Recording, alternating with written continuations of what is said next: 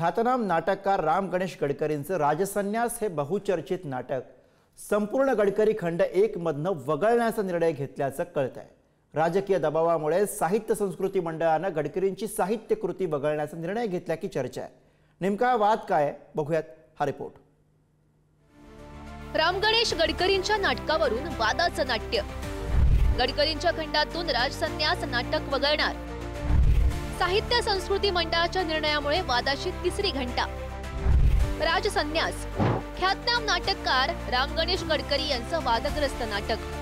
आता याच नाटकावरून वादाची नवी नांदी सुरू झाली आहे। राज्य साहित्य आणि संस्कृती मंडळाच्या पुढाकारानं आचार्य अत्रे यांसारख्या ज्येष्ठ साहित्यिक आणि नाटककारानं समग्र गडकरी खंडाचं संपादन केलं। त्यामध्ये गडकरींच्या राजसन्यास या नाट्यकृतीचाही समावेश करण्यात आला होता। मात्र आता विद्यमान साहित्य संस्कृती मंडळानं राजसन्यास नाटक संपूर्ण गडकरी खंड 1 म्हणून वगळण्याचा निर्णय घेतलाय।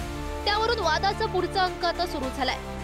राम गणेश गडकरींनी आयुष्याच्या उतारवयात राजसन्यास नाटक लिहायला घेतलं। त्यांच्या हयातीत हे नाटक लिहून पूर्ण झालं नाही। या अपूर्ण नाट्यकृतीत छत्रपती संभाजी महाराजांबद्दल वादग्रस्त लिखाण असल्याचा आक्षेप घेतला जातो। आचार्य अत्रे यांनी समग्र गडकरी खंडाचं संपादन करताना राजसन्यास नाटकाचा समावेश केला। आता राजसन्यास नाटक खंडातून वगळण्याची मागणी अजित पवार यांच्या राष्ट्रवादीचे आमदार अमोल मिटकरी यांनी केली आहे। उपमुख्यमंत्री एकनाथ शिंदे यांनी ते पत्र मराठी भाषा विभाग आणि साहित्य संस्कृती मंडळाकडे पाठवलंय। गेल्या 12 ऑगस्टला झालेल्या बैठकीमध्ये राजसन्यास नाटक खंडातून वगळण्याचा निर्णय साहित्य संस्कृती मंडळानं घेतला।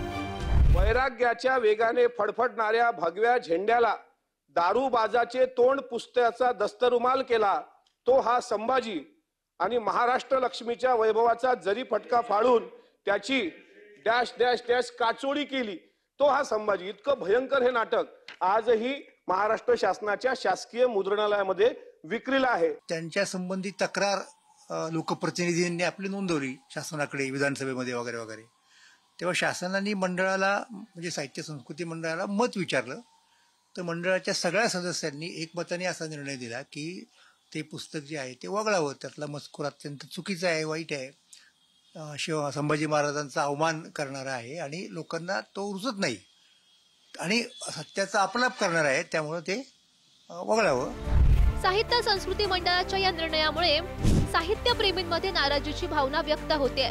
नाटककार आणि साहित्यिकांच्या अभिव्यक्ती स्वातंत्र्यावर ही गदा असल्याचं मानलं जात आहे। आता त्यामुळे वादाचा नवा अंक सुरू होणार की आजवरच्या वादावर पडदा पडणार हे पाहावं लागेल। पुण्याहून ज्ञानेश्वर चौतमलसह ब्युरो रिपोर्ट, पुढारी न्यूज।